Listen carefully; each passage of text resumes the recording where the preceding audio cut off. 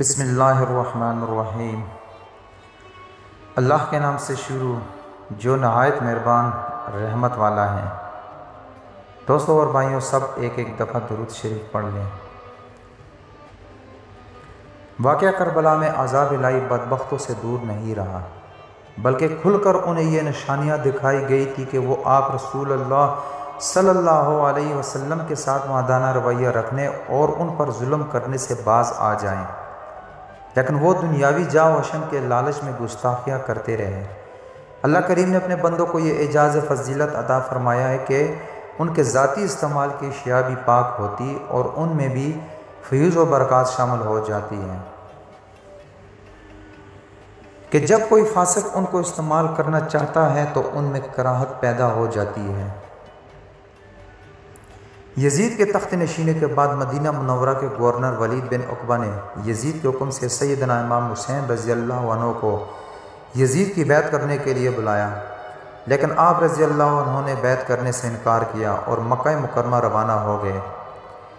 امام رضی اللہ عنہ نے مکہ مکرمہ میں 4 ماہ قیام فرمایا۔ اس دوران کوفہ کے لوگوں نے آپ رضی اللہ عنہ کی طرف خطوط بھیجے کہ آپ رضی اللہ عنہ کوفہ آ جائے تاکہ آپ رضی اللہ عنہ کے ہاتھ بیعت کریں۔ آپ رضی اللہ عنہ کے سوا ہمارا کوئی پیشوا اور امام نہیں، اس لیے کہ یزیدی حکومت میں اسلامی اقتدار کی پامالی ہو رہی ہے اور اسلامی احکامات کا تمسخر اڑایا جا رہا ہے۔ اس کے بعد آپ رضی اللہ عنہ نے اپنے چچا زاد بھائی حضرت مسلم بن عقیل رضی اللہ عنہ کو کوفہ بھیجا تاکہ وہ جائز حالات کا جائزہ لے۔ اس دور ان یزید کو حضرت مسلم بن عقیل رضی اللہ عنہ کے آنے کے بارے میں اطلاع دی گئی۔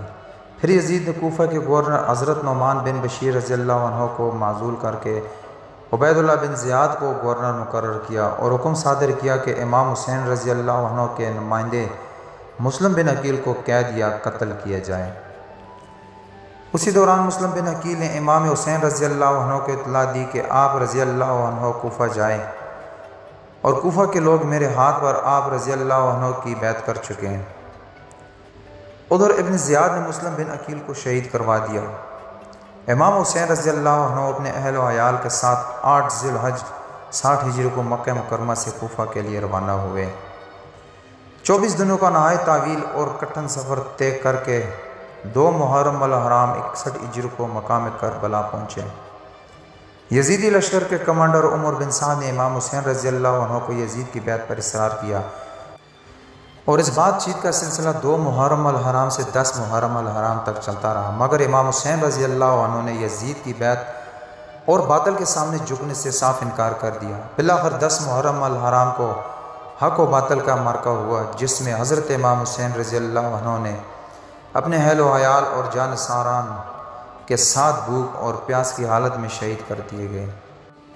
اسی طرح حضرت امام حسین رضی اللہ عنہ نے دین اسلام کی سر بلندی اور کلمہ حق کی برتری کے لیے عظیم الشان قربانی دے کر عالم اسلام کے لیے ایک مثال قائم کر دی۔